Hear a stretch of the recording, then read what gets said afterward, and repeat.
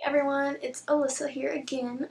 Today this video is kind of going to be about my transition from high school to college and mainly about how to stay organized, just a couple tips and a few study tips. Not that much, shouldn't be a super long video, but let's go ahead and get started.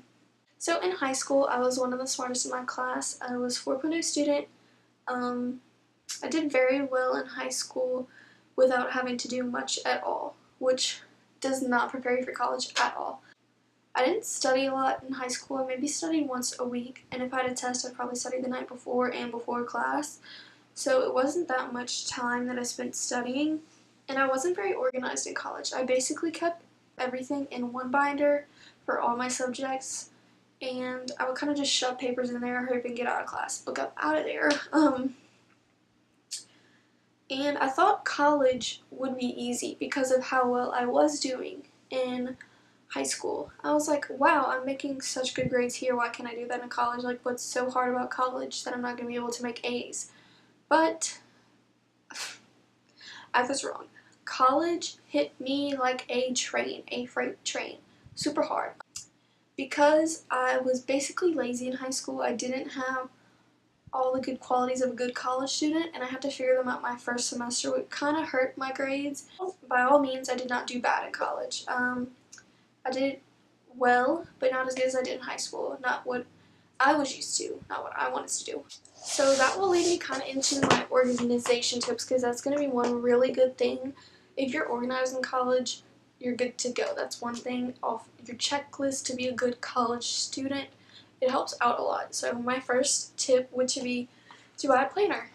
This is my planner. I got it at Cracker Barrel, the restaurant, and January it was on sale, and it's my favorite type of planner because when you open it up, you have the whole month spread out. Instead of just your week, just the days, you have the whole month.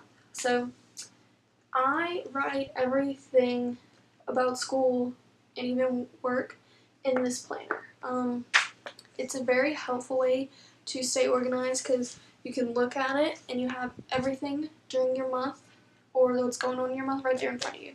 So you can look to see what you got going on and all that. It's a very good organization tip. This is basically how I stayed so neat, how I was able to get my homework assignments done on time, how I knew when to start studying for tests because I knew when my tests were, because I wrote everything down in my planner. And I usually wrote everything down for the month if I could, if my professors had already let me know when my tests were, or when my homework assignments are due, or when I had club meetings and all that. If I already knew, I was writing it down way in advance. So that way you don't have to write it down or forget to write it down because it's already there. So if you like this type of planner, this is the brand Orange Circle Studio calendars for today, and you can go to www.orangecirclestudio.com. That's the website, and I looked at the website and they do have ones like this. I just thought it was super cute way to stay organized. And like I said, I like having my full month out there. As you can see, I wrote a lot of stuff down. Tip number 2, color coordinate. I highly recommend color coordinating your notes because in my mind it keeps everything organized. Like if I flip through my binder, I can know that blue was for chemistry, green was for biology, orange was my lab classes, and purple I believe was for math, and my electives were in like pink. The pins I use is my favorite. They're the Papermate Flare pins, kind of felt tip. You can get them at Sam's in a big pack for like 15 bucks maybe, or at least that's where I got mine. It helped everything, like I said, stay organized in my mind. Even in my notes, when I write something down in my planner, I would color coordinate it so I know, like, oh, I have chapter 6 homework due. It's in blue. That means it's for chemistry. So that really is how I stayed organized in my planner, in my notes. Yeah, and that really helped too. My third tip, kind of really random, but on my computer I bookmark everything that I need.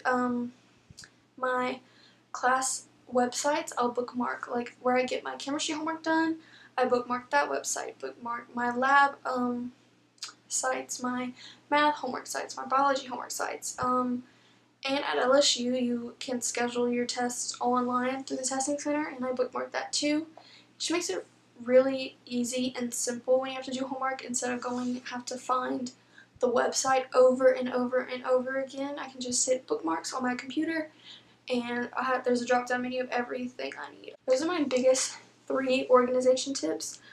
They helped me a lot stay organized. They're not much, but they're the biggest ones that help me. Next, I'm going to get into my study tips. My biggest thing was time management. If you know how to time manage, you will be so successful in college. Like, you will soar above everyone else.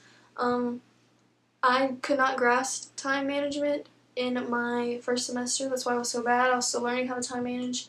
Okay, I didn't do bad, but I didn't do as good as I wanted to. But that's probably why. I didn't know how to time manage. I didn't know how much time I needed to spend studying on tests and all that. So, and that's another really good thing the planner's for you, because you can write down when you want to study for what. And if you learn how to time manage, you'll know when to study, when to do homework, and then you can plan out when you want to relax or when you want to watch TV, and when you can plan where you're going to have dinner. It all ties into time management. I think that's the biggest thing to learn before you get to college. So if you're still in high school, start practicing time management now, because it will help you so much. Even if your classes are super easy, start practicing studying and all that. My second tip for study tips would be to start early if you're studying. Do not wait until the night before. Study as early as you can. For me, if I don't study at least 3 days early or 3 days in advance of a test, I will not do or perform as well as I want to. That's a big thing, and in high school I did not do that. I hardly studied in high school. It was ridiculous. So that was very hard for me to get used to, that I have to start 3 days early.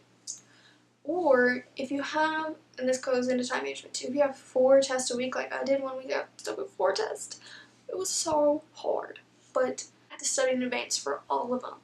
And another thing for time management is it teaches you how much time you need to study for each test, because if you spend too much time on one test and not enough on the other, you're going to pass one with flying colors, and then you're going to fail the other one horribly.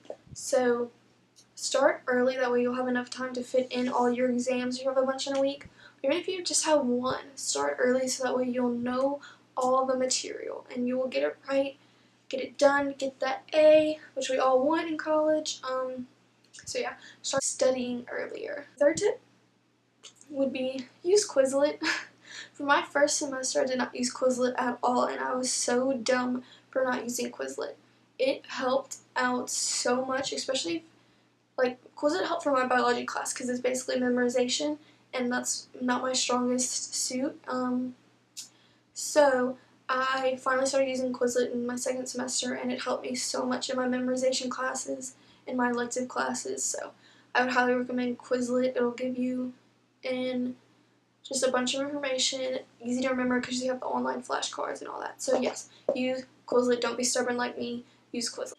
I kind of want to end this video on a little bit of encouragement for those 4.0 students in high school, because one of the hardest pill for me to swallow was that I was not the smartest in my class anymore. I was kind of just an average college student, like A's and B's, that's what I make, and I wasn't making A pluses or A's all the time. So it was very hard and a little bit discouraging to not be the smartest one in the class. So if you're one of the 4.0 students and you get to college and you're average, it is okay. It is not bad at all. If you're making A's and B's in college, especially in like a hard major, you should be proud of yourself. And yes, there's going to be people that are smarter than you, but use them as encouragement or a driving force to make you do better. Don't get discouraged if you're not the smartest one in your class, because it will happen, trust me.